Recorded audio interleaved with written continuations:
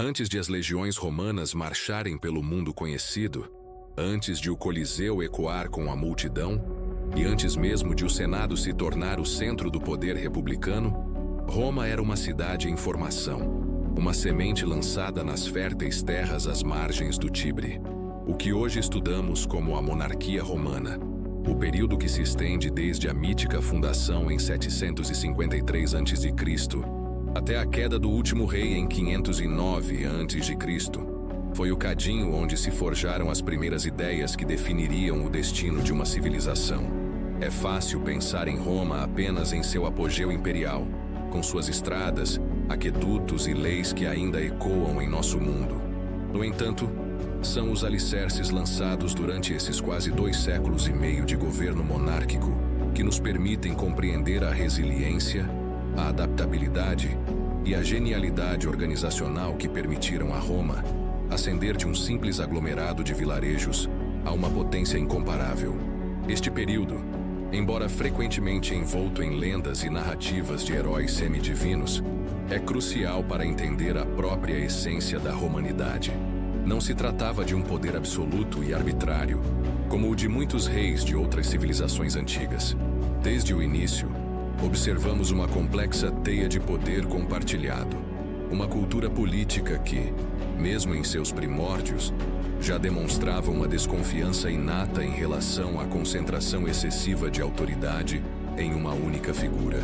O rei, embora figura central, não governava isolado.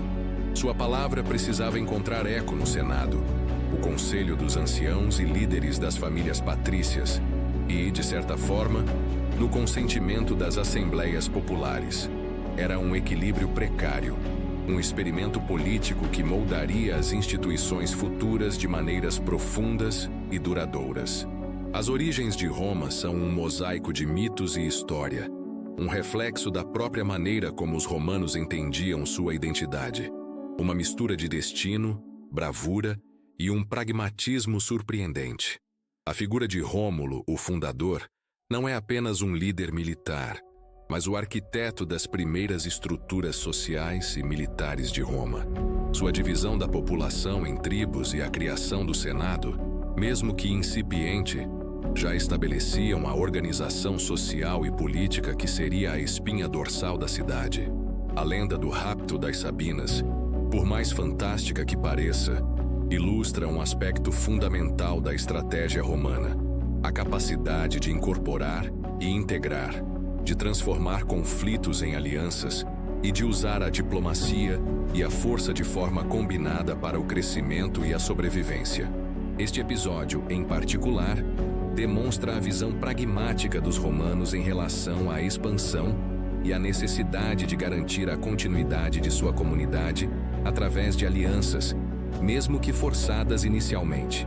A figura de Numa Pompílio, o segundo rei, contrasta fortemente com Rômulo.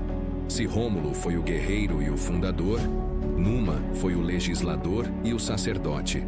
Sua contribuição reside na organização da vida religiosa e cívica de Roma, na criação de instituições religiosas que dariam coesão espiritual à cidade e na introdução de um calendário que ajudaria a ordenar o tempo e os rituais.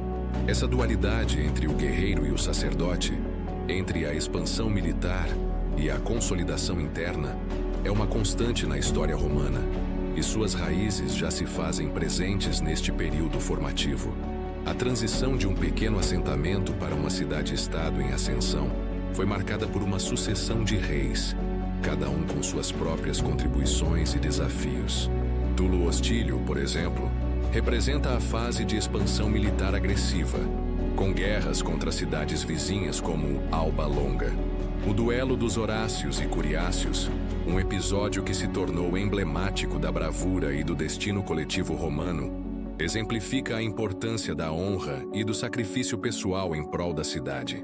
Anco Márcio, neto de Numa, buscou um equilíbrio entre a religiosidade e o pragmatismo, focando em obras de infraestrutura como a ponte sobre o Tibre e a fundação do Porto de Ostia, que abriram Roma para o comércio e a interação com o mundo exterior.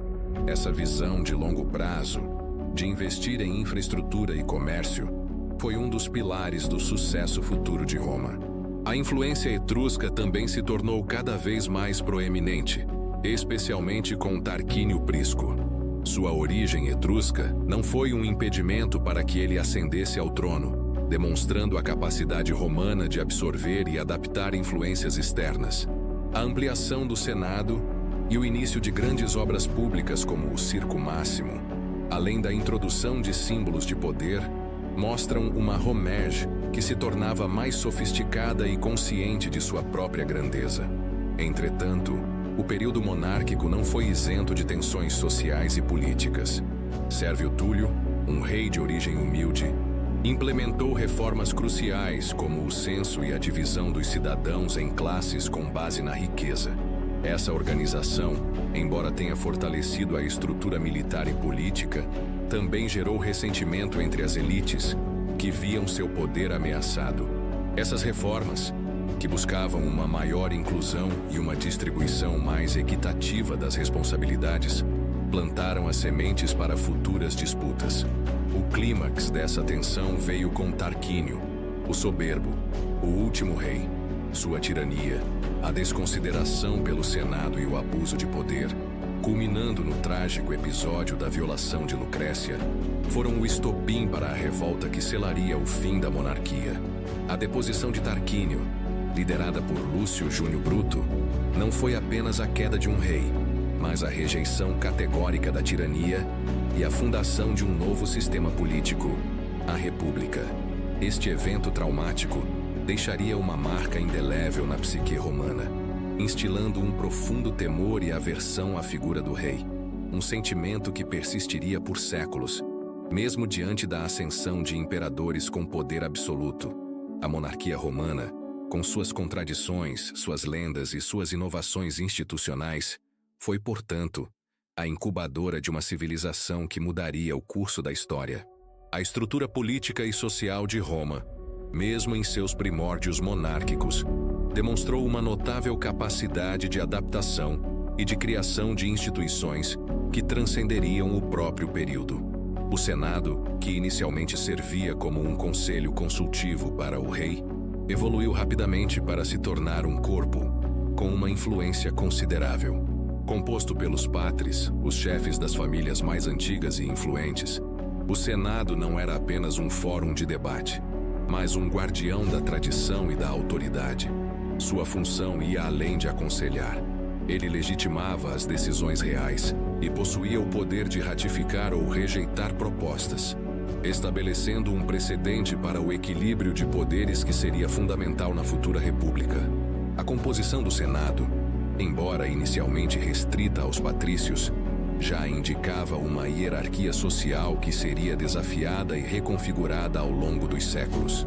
Essa dualidade entre a autoridade do rei e a influência do Senado criava um sistema de governança mista, onde a decisão final, embora emanasse do monarca, era moldada por um corpo mais estável e representativo dos interesses das famílias dominantes. É importante notar que a extensão exata do poder do Senado durante a monarquia é tema de debate entre historiadores, mas sua existência e seu papel crescente são inegáveis, prenunciando sua centralidade na República. Paralelamente ao Senado, as assembleias populares desempenhavam um papel, ainda que limitado, na vida política romana. O povo, reunido em diferentes formas de assembleias, como a Comitia Curiata, tinha a responsabilidade de aprovar leis, ratificar decisões importantes e, crucialmente, participar da escolha dos reis. Embora a influência popular pudesse ser manipulada ou restringida pela autoridade real e senatorial, sua existência como um órgão de participação cidadã demonstrava um ideal de governança que, embora não plenamente realizado, estava presente desde o início. Essa participação, mesmo que modesta, criava um senso de pertencimento e responsabilidade cívica entre os cidadãos, fomentando um espírito de comunidade que seria vital para a coesão romana em tempos de guerra e expansão. A forma como essas assembleias eram convocadas, presididas e como seus votos eram contados e interpretados, estabeleceu os primeiros procedimentos democráticos rudimentares, que seriam a base para as estruturas mais complexas da República, como os comícios centuriatos e tributos.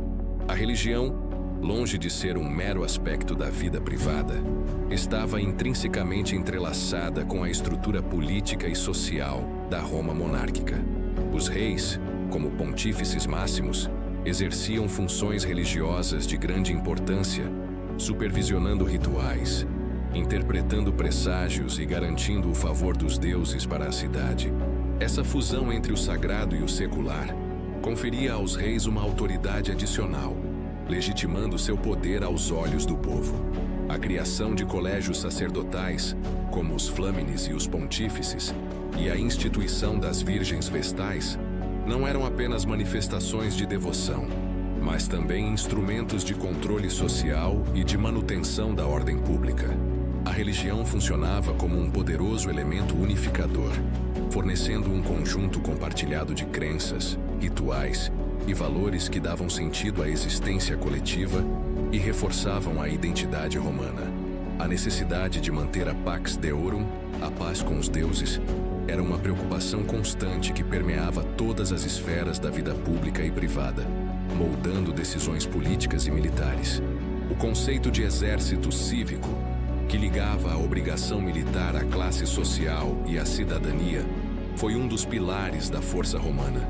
Diferentemente de exércitos mercenários, o exército romano era composto por cidadãos que lutavam não apenas por sua própria segurança, mas pela sobrevivência e prosperidade de sua comunidade. Essa ligação direta entre serviço militar e direitos cívicos fomentava um profundo senso de dever e lealdade. A organização em legiões, as táticas de combate e a disciplina rigorosa, desenvolvidas durante o período monárquico, criaram uma força militar altamente eficaz que seria a espinha dorsal da expansão romana. A capacidade de mobilizar e organizar seus cidadãos para a guerra não era apenas uma questão de força bruta, mas também um reflexo da organização social e política da cidade.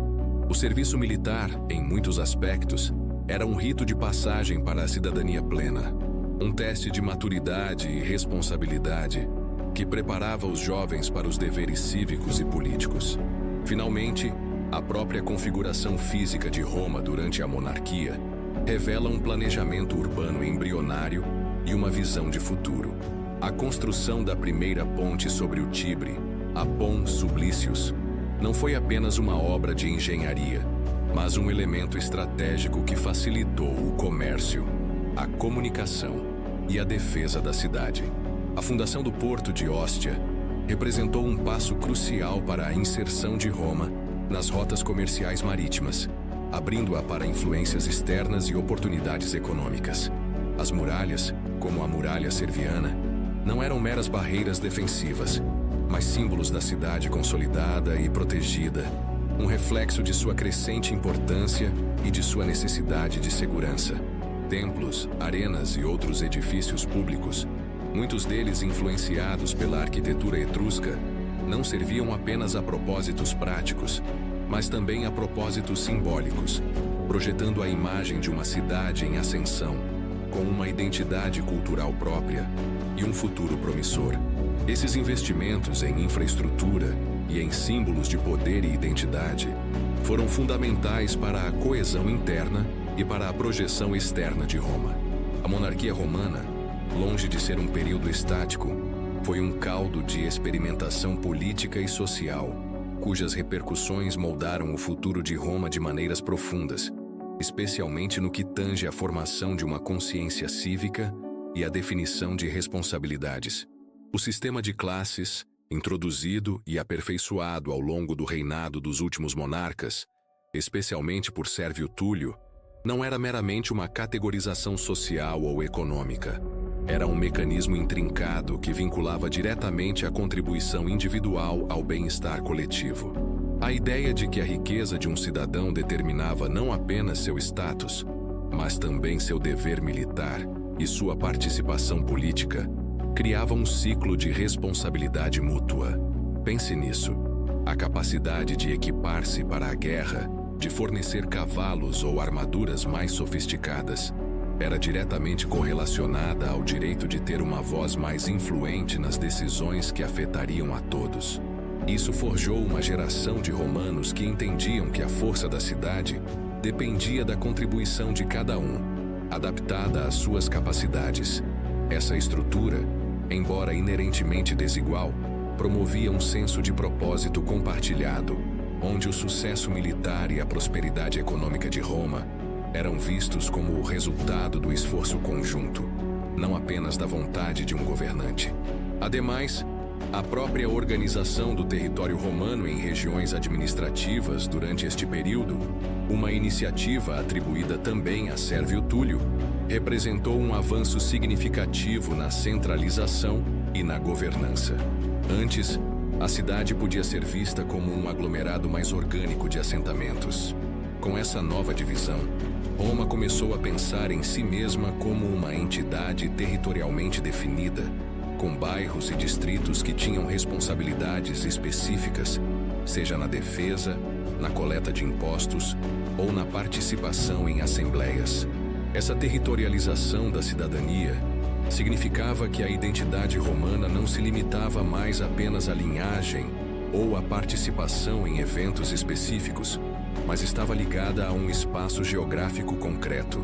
É como se cada bairro tivesse um papel atribuído na grande peça que era a vida romana, e a coordenação entre essas partes era essencial para o funcionamento do todo. Isso pavimentou o caminho para uma administração mais eficiente e para um controle mais direto sobre a população, elementos cruciais para a posterior expansão e governança de um império vasto.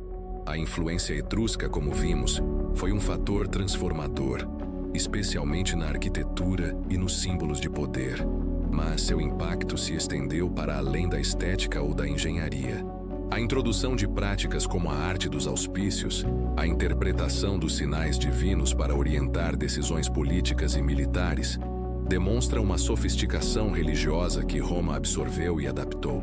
Os etruscos, com sua própria estrutura política e costumes, trouxeram consigo uma bagagem cultural que, ao se misturar com as tradições latinas e sabinas, deu origem a uma síntese única. Essa absorção não foi passiva. Os romanos selecionaram, modificaram e integraram esses elementos à sua própria visão de mundo. Considere, por exemplo, como os símbolos de autoridade, como as vestes e os feixes de varas com machados, que eram etruscos em sua origem, foram reinterpretados e incorporados ao cerimonial romano, adquirindo um novo significado dentro do contexto da cidade-estado em crescimento. Essa capacidade de assimilação cultural, de aprender com os vizinhos e de transformar influências externas em força própria, é uma marca registrada do caráter romano, cujas raízes se aprofundam no período monárquico. Um aspecto frequentemente subestimado da monarquia romana é o desenvolvimento de um senso de história e de narrativa mítica como ferramentas de legitimação e coesão. A própria fundação por Rômulo, a ascensão de Numa à divindade, as batalhas heróicas descritas em versos épicos, tudo isso contribuiu para a construção de uma identidade coletiva forte. Essa história compartilhada, mesmo que permeada de elementos lendários, servia para dar aos romanos um senso de propósito e de destino comum. Era uma maneira de dizer: nós somos um povo com uma origem gloriosa, com um passado de lutas e sacrifícios, e nosso futuro é igualmente grandioso. Agora, pense em como essa narrativa era utilizada no cotidiano. As crianças aprendiam sobre os feitos dos reis. Os rituais religiosos eram pontuados por menções aos ancestrais divinos, e as próprias leis e instituições eram apresentadas como herança de um passado honrado. Essa construção histórica ativa não era apenas um exercício de memória, mas uma estratégia deliberada para fortalecer a lealdade à cidade e aos seus líderes, unindo as gerações através de um fio condutor de orgulho e de um senso de continuidade. Essa formação de uma identidade através da história e do mito também se manifestou na forma como Roma lidava com a questão da cidadania e da integração. O episódio do rapto das Sabinas, por exemplo, embora controverso, ilustra a capacidade romana de não apenas derrotar inimigos, mas de absorvê-los, oferecendo a eles um lugar na sociedade romana. A concessão de cidadania a estrangeiros, ou a integração de povos conquistados, não era vista como um ato de fraqueza, mas como uma estratégia inteligente para aumentar a base de cidadãos e, consequentemente, a força militar e econômica da cidade. Essa política de inclusão, embora inicialmente limitada e com nuances, contrastava com a exclusividade de outras cidades-estado da época e demonstrava uma visão pragmática sobre o crescimento e a sustentabilidade. A monarquia romana, portanto, não foi apenas um período de reis e batalhas, mas um tempo de maturação de ideias e práticas que definiriam a própria alma de Roma.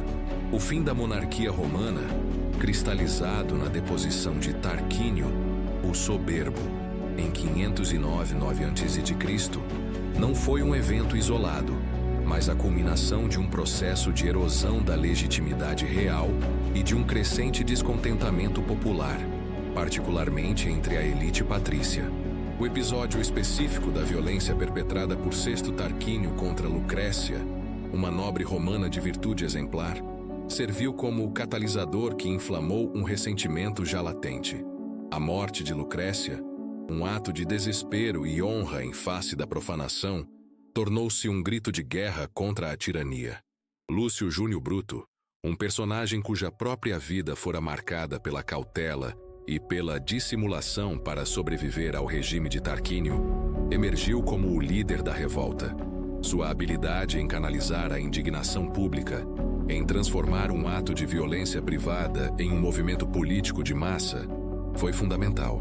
A convocação das assembleias populares, o discurso inflamado que expôs os abusos do rei e de seus filhos, e a subsequente expulsão da família real, selaram o destino da monarquia. Essa revolta não foi apenas uma mudança de regime, foi uma declaração de princípios, um juramento coletivo de que Roma jamais seria governada por um rei.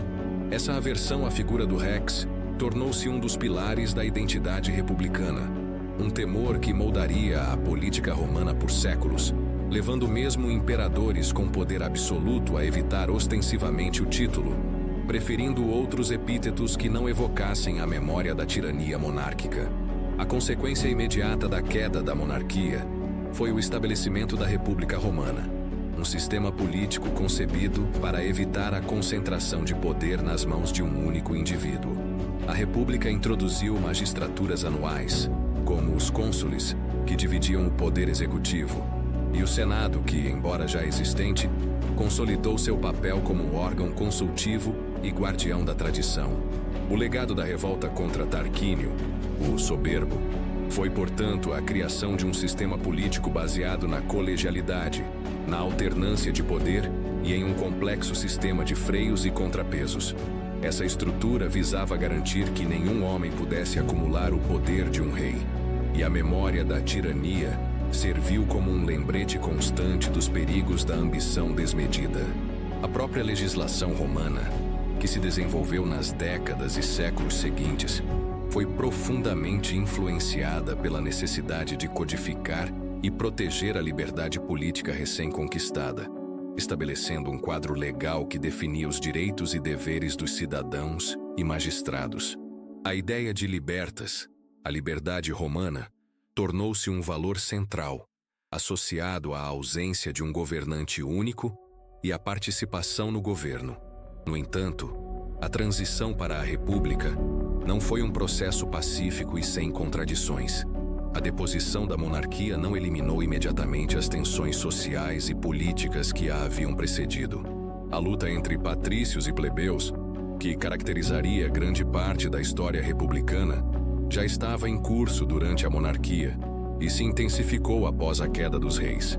Os patrícios que lideraram a revolta buscavam consolidar seu poder e privilégios na nova ordem republicana, enquanto os plebeus, a maioria da população, exigiam maior participação política e alívio de suas dificuldades econômicas.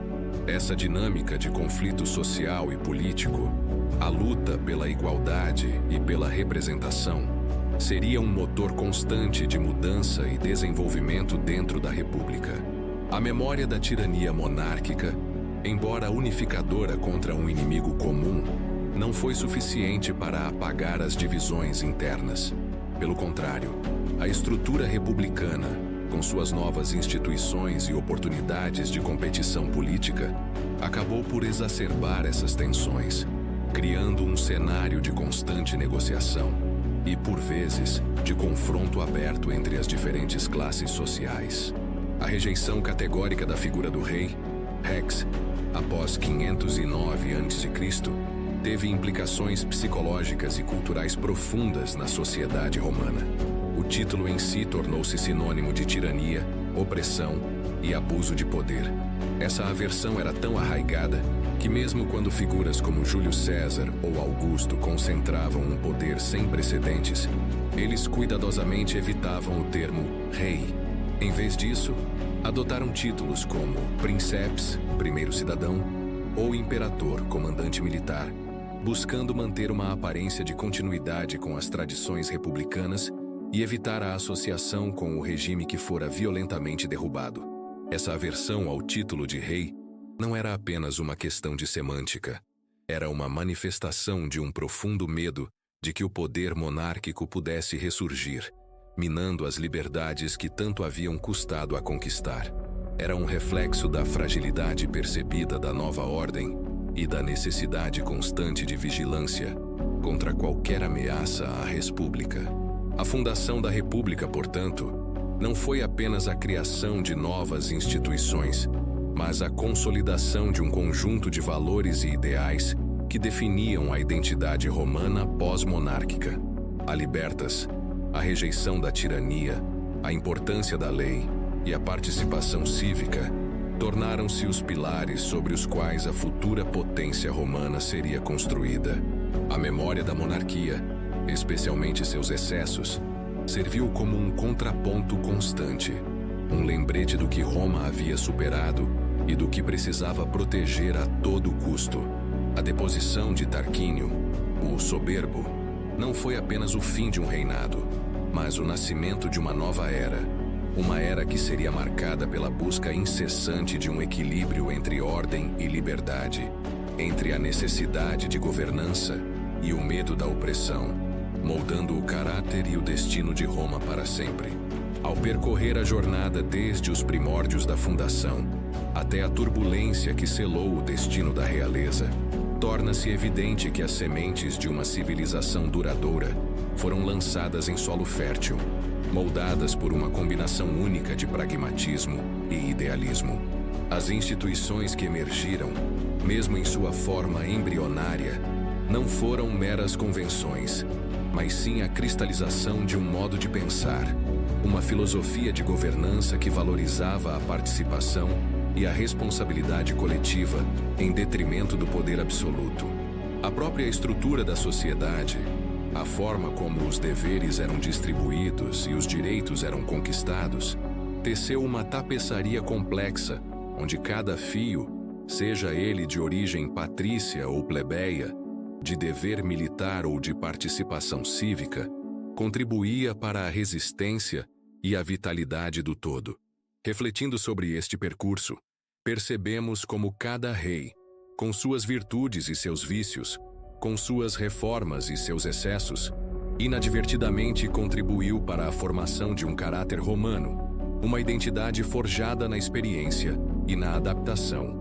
Nesse contexto, as narrativas que envolveram esses primeiros governantes, as lendas que se entrelaçaram aos fatos históricos, revelam-se não apenas como contos do passado, mas como ferramentas ativas na construção da consciência coletiva.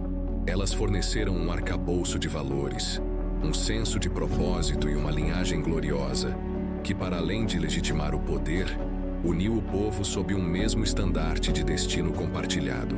A forma como as influências externas foram assimiladas e transformadas, como as tradições de povos vizinhos foram incorporadas e reinterpretadas, demonstra uma notável capacidade de síntese cultural, uma força que permitiria a Roma, mais tarde, absorver e governar um mundo vasto e diverso.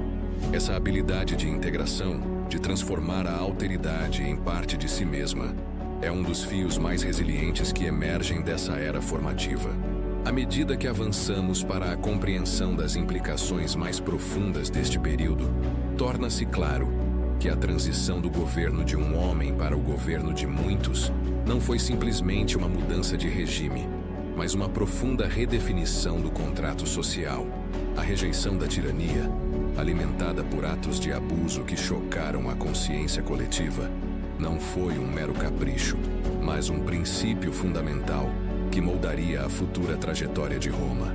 As instituições que sobreviveram à queda da monarquia e aquelas que foram criadas em seu lugar, como a República, carregavam em si o legado dessa luta, uma constante vigilância contra o retorno de poderes excessivos e um compromisso com a proteção da liberdade recém-conquistada.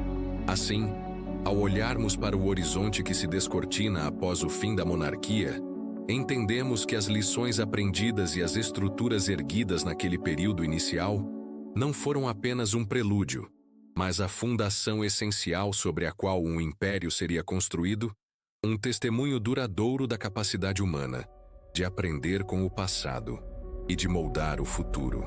A jornada através da monarquia romana nos revela que a própria essência da grandeza de Roma não residiu apenas em seus feitos militares ou em suas construções monumentais, mas na tenacidade com que forjou sua identidade, nas suas primeiras e muitas vezes precárias tentativas de autogoverno. O que começou como um aglomerado de vilarejos, sob a égide de reis ora divinizados, ora tiranos, gradualmente deu à luz a uma estrutura política e social que se provaria extraordinariamente resiliente. O legado mais profundo desse período não se encontra nas muralhas erguidas ou nos templos consagrados, mas nas instituições que, mesmo em sua infância, plantaram as sementes da participação, da responsabilidade cívica e de uma desconfiança inerente ao poder absoluto.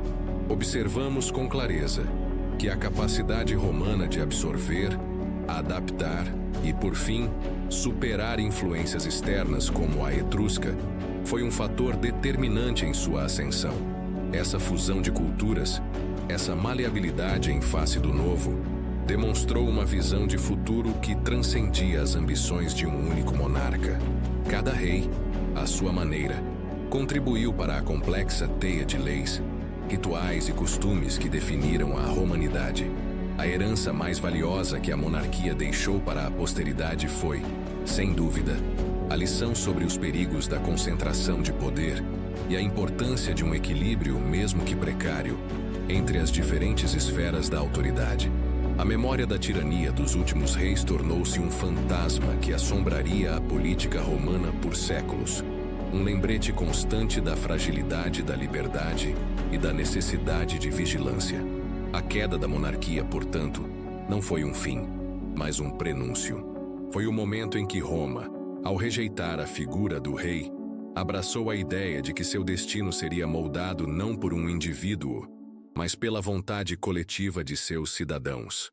Essa transição para a República, com todas as suas contradições e lutas internas, foi a prova viva de que as lições da monarquia haviam sido aprendidas.